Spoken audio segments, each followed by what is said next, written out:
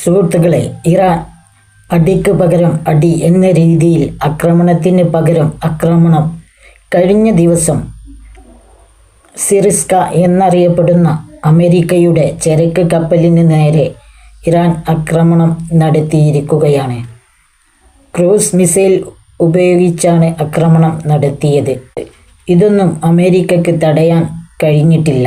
അതിന് പ്രധാന കാരണം ഒമാൻ കടലിൽ ഇറാൻ്റെ കപ്പലിന് നേരെ അമേരിക്ക ആക്രമണം നടത്തിയിരുന്നു.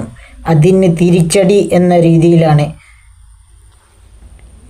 തിരിച്ചടിയായിട്ടാണ് ഇറാൻ അമേരിക്കയുടെ സിറിസ്ക എന്ന കപ്പലിനെ ആക്രമിച്ചത്.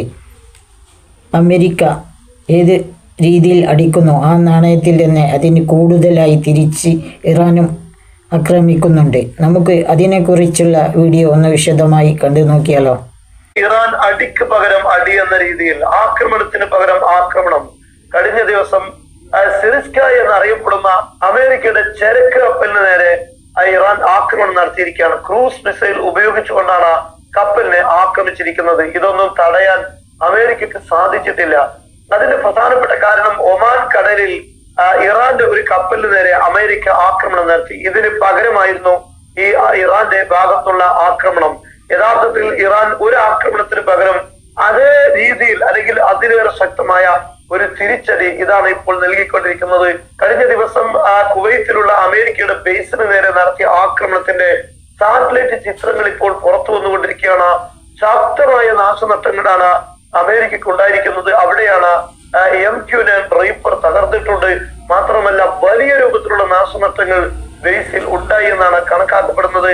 എന്തായാലും ഇറാന്റെ ആക്രമണങ്ങൾ ചെറുക്കാനോ തകർക്കാനോ അമേരിക്കക്ക് കഴിയുന്നില്ല.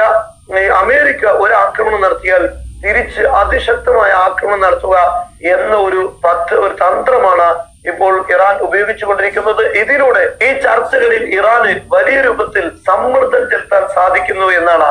ഈ ആക്രമണങ്ങളിൽ ഇറാൻ കീഴ്പ്പെടുകയാണെങ്കിൽ ചർച്ചയിലും വിട്ടുവീഴ്ചയ്ക്ക് ഇറാൻ തയ്യാറാകേണ്ടി വരും.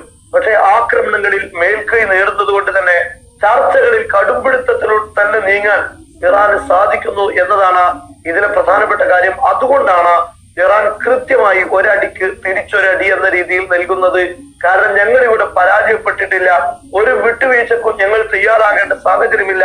സൈനികപരമായി ഞങ്ങൾ തന്നെയാണ് വിജയിച്ചുകൊണ്ടിരിക്കുന്നത്. അമേരിക്കയുടെ എല്ലാ ആക്രമണങ്ങളെയും ചെറുക്കുവാനും തിരിച്ചടി നൽകാനും കൃത്യമായി ഞങ്ങൾക്ക് സാധിച്ചിട്ടുണ്ട് എന്നൊരു സന്ദേശമാണ് ഇതിലൂടെ ഇറാൻ അമേരിക്കക്ക് നൽകിക്കൊണ്ടിരിക്കുന്നത്. അപ്പോൾ വീഡിയോ ഇഷ്ടപ്പെട്ടാൽ എല്ലാവരും ലൈക്ക് ചെയ്യുക.